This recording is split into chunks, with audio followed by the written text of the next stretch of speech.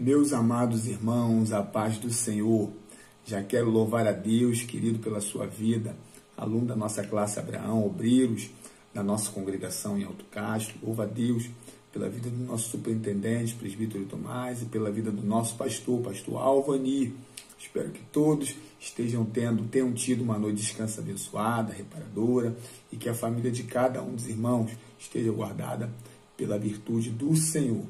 Querido, nós estamos aqui para mais um estudo devocional orientado pela leitura complementar, que é uma atividade prevista para cada lição da nossa revista Betel, da Escola Bíblica Dominical.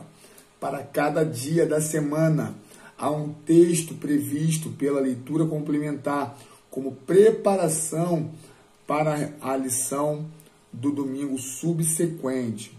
E nós estamos aqui na condição de tentar auxiliar ou motivar os irmãos a fazerem a leitura da revista e da leitura sugerida pela revista da Escola Bíblica Dominical. O estudo devocional de hoje está em Salmo 9, no verso de número 8, que diz assim: Ele mesmo julgará o mundo com justiça, julgará os povos com retidão. Aleluias. Querido, nós estamos nos preparando para a lição de número 4 do terceiro trimestre. Esse trimestre nós estamos estudando as profecias do Antigo Testamento com ênfase nas profecias dos profetas menores. São 12 os profetas menores. Nós já estudamos 2, o profeta Oséias e o profeta Joel. Estamos nos preparando para a lição que vai estudar a vida e o ministério do profeta Amós. A lição do próximo domingo tem por título Amós. É tempo de buscar ao Senhor de todo o coração. Nós temos a pretensão de fazer um resumo de cada capítulo do livro a ser estudado naquela semana, de maneira que ao término do trimestre nós teremos estudado todos os livros dos profetas menores. Que bênção, né, meus irmãos? Estudar os 12 livros dos profetas menores. Nós estudamos já o capítulo 1 e o capítulo 2, o capítulo 3 e o capítulo 4, e agora nós vamos estudar o capítulo de número 5 e o capítulo de número 6. Nós vimos até agora que o profeta Amós, ele não vinha de uma escola sacerdotal, nem de uma escola profética. Ele não era de uma linhagem sacerdotal, nem vinha de uma escola profética. Ele não era profeta profissional. Também vimos que ele não tinha ligação ao palácio. Então, ele não era um profeta que profetizava ao rei, que tinha alguma ligação com a família real. Vimos também que ele era de Tecoa, era um fazendeiro, Ele era um pastor, Deus tira ele do meio dos gados e é levado a profetizar de maneira mais enfática ao reino do norte. Nós já vimos no nosso devocionais que ele vai profetizar para várias nações, inclusive para o reino do sul também, mas o enfoque, a ênfase da sua profecia é contra o reinado do norte. Vimos também que, ao contrário do que acontece com os outros profetas, em que são levantados para profetizarem no seu reinado, no seu território, Amós, ele habitava em Tecoa, que ficava no reinado do sul, mas ele é levado ao reinado do norte para profetizar. Vimos que o significado do seu nome é carregado, ou aquele que carrega fardo, aquele que carrega peso. Vimos que ele é contemporâneo do profeta Oséias, do profeta Jonas, do profeta Isaías e do profeta Miqueias, provavelmente. E vimos também que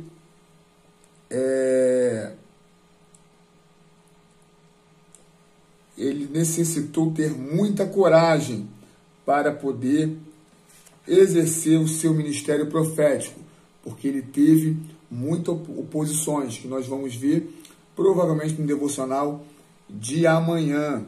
Então, meus irmãos, é interessante quando nós nos deparamos com o capítulo de número 5, primeiramente pelo fato diante de tantas transgressões que nós já estudamos que o povo praticava, ele vai trazer uma palavra de advertência.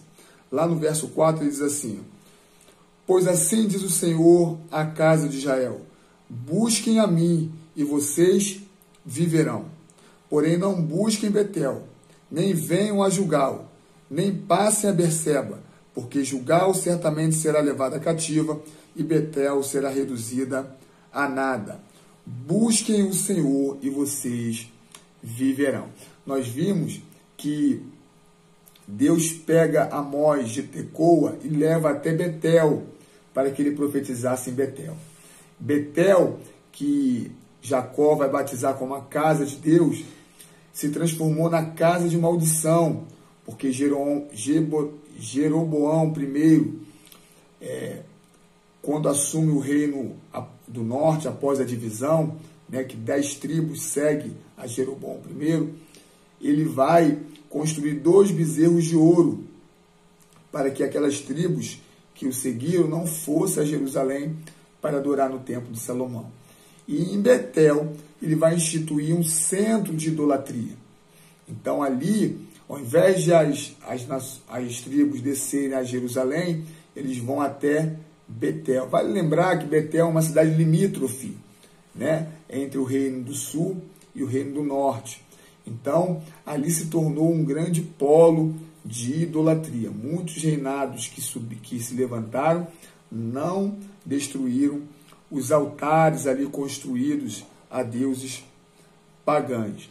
Então, nós vemos que a orientação da mensagem dada ao profeta é para que eles busquem o Senhor, não como eles estavam buscando em Betel ou em Gilgal, mas buscar verdadeiramente. Isso é muito pertinente, porque aponta para o título da nossa lição, que diz: é tempo de buscar o Senhor de todo o nosso coração. Aleluias, louvado seja o nome do Senhor. Então, o profeta, ele vai apontar alguns erros que o povo estava cometendo. Dentre eles, um que nos chama muita atenção é concernente ao dia do Senhor. Nós já falamos um pouco disso, mas o profeta Amós também vai profetizar o dia do Senhor. O povo estava numa situação um pouco confortável, porque eles entendiam que o dia do Senhor era para trazer juízo apenas às nações gentias. Eles entendiam que eles estavam livres da ira do Senhor a ser manifestada no dia do Senhor.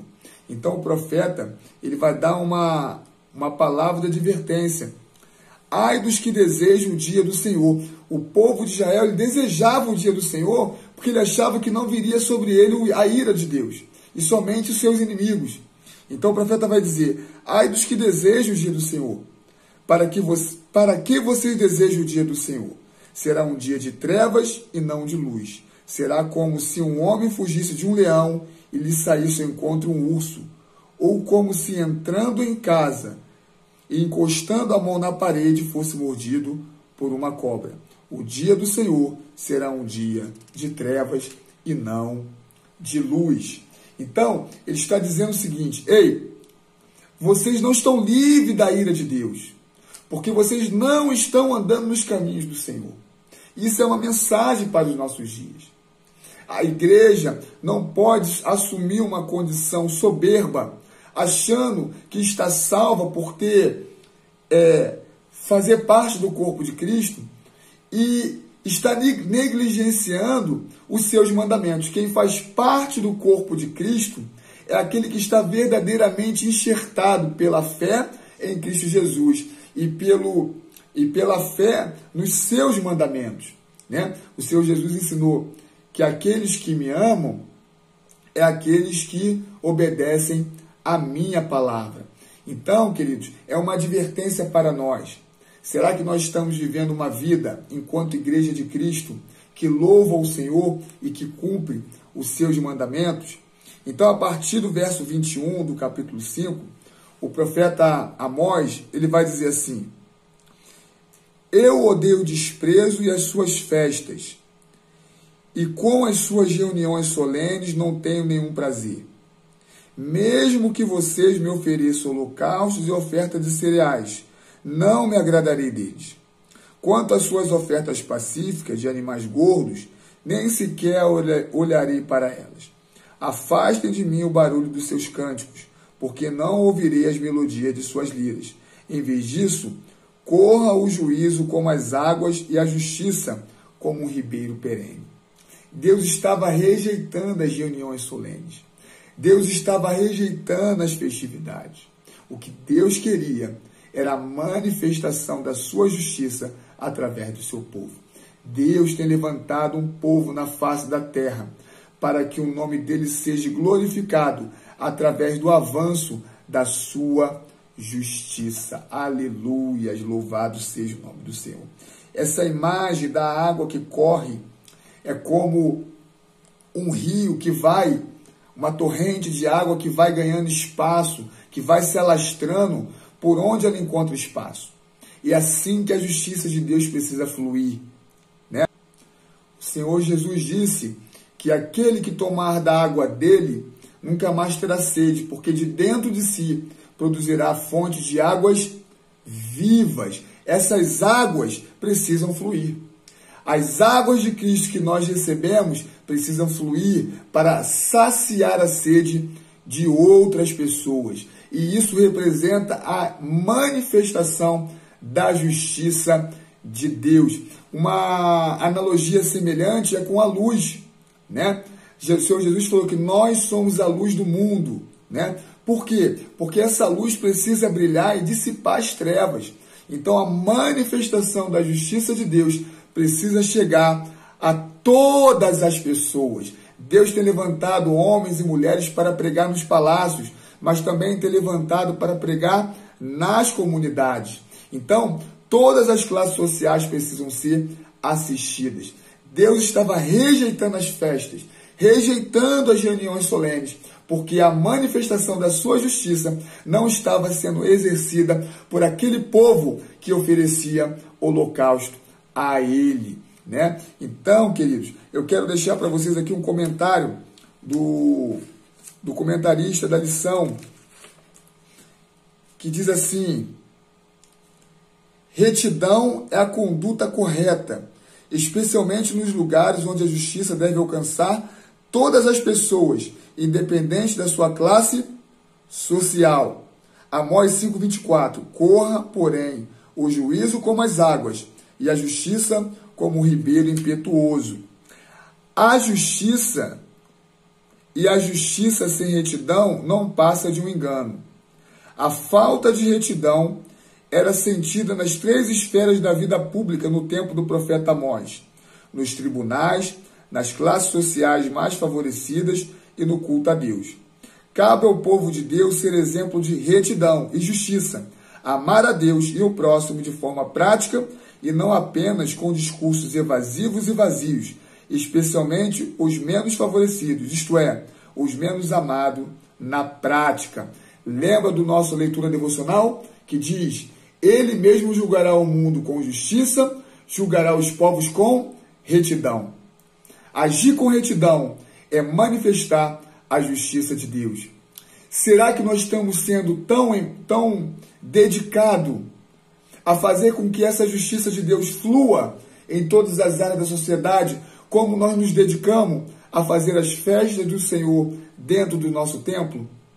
Como está a nossa prática cristã de atenção e de assistência aos mais necessitados? Querido irmão, você tem contribuído com a cesta básica na sua igreja, na nossa congregação? Fica essa palavra para reflexão, porque não devemos estar tão ansiosos pela vinda do Senhor se nós não estivermos praticando a justiça de Deus em nosso tempo. Que essa palavra traga vida ao seu dia, alegria ao seu dia, que você possa refletir nesta palavra e fortalecer a sua fé na palavra de Deus. Querendo Deus, amanhã nós estaremos aqui para mais um estudo devocional orientado pela leitura complementar da nossa revista Betel. Que Deus te dê uma quarta-feira de bênção e de vitória. Fique com Deus.